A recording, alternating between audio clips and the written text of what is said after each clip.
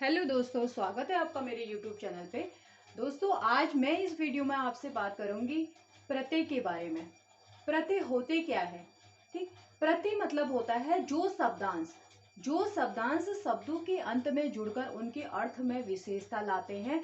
यानी जो शब्दांश शब्दों के अंत में जुड़कर उसको एक विशेष अर्थ प्रदान करते हैं, यानी उसमें कुछ न कुछ परिवर्तन लाते हैं, तो वो प्रत्यय कहलाते हैं। और हमेशा ध्यान दीजिए कि प्रत्यय सदैव मूल शब्द के अंत में जुड़ते हैं। हिंदी में अगर प्रत्ययों के बात करें तो हिंदी में दो प्रकार के प्रत्यय होते हैं, एक कृत प्रत्यय होते हैं, एक तद्धित प्रत्यय होते हैं। कृत प्रत्यय में क्या होता है? वे प्रत्यय जो क्रिया के मूल रूप धातु में जोड़े जाते हैं, मूल रूप यानी धातु में जोड़े जाते हैं, वो कृत प्रत्यय कहलाते हैं। जैसे लिख,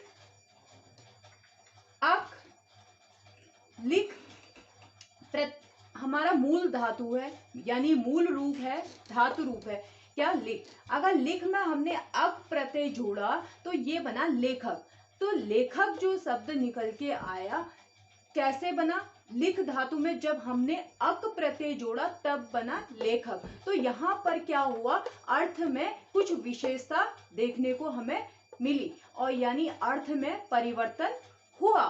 तो यहाँ पर ये क्या हुआ? कृत प्रत्यय। और उसी तरह से हम जितने भी धातु रूप यानी मूल रूप को लेंगे वो सब किसमें आते हैं? कृत प्रत्यय में आते हैं। उसमें कृत प्रत्यय अगर जुड़ जाए तो क्या होती है? अर्थ में विशेषता आती है। जैसे यहाँ पे पढ़ भी लिखा है मैंने, पढ़ धातु में अगर हम आई प्रत्यय लगाते तो पढ़ाई हो जाता है। ठीक। अब दूसरा जो प्रत्यय है हमारा वो है तद्धित प्रत्यय।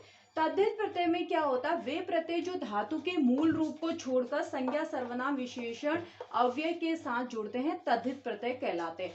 यानी तद्धित प्रत्यय धातु के साथ नहीं जुड़ेंगे, धातु के अलावा यानी मूल रूप के अलावा क्रिया के मूल रूप से न जुड़कर, क्रिया के धातु से न जुड़कर वो संज्ञा सर्वनाम विशेषण अव्यय के साथ जुड़ते हैं, और यही तद्धित प्रत्यय कहलाते हैं। जैसे मैंने यहाँ पर एक अव्यय लिखा है आगे, आगे में हमने उआ प्रत्यय जोड़ा तो अगुआ बन गया। ठीक। तो आगे अव्यय में हमने उआ प्रत्यय जोड़ा तो क्या बन गया? अगुआ। और यहाँ पर क्या हो गया? अर्थ में क्या हो गई?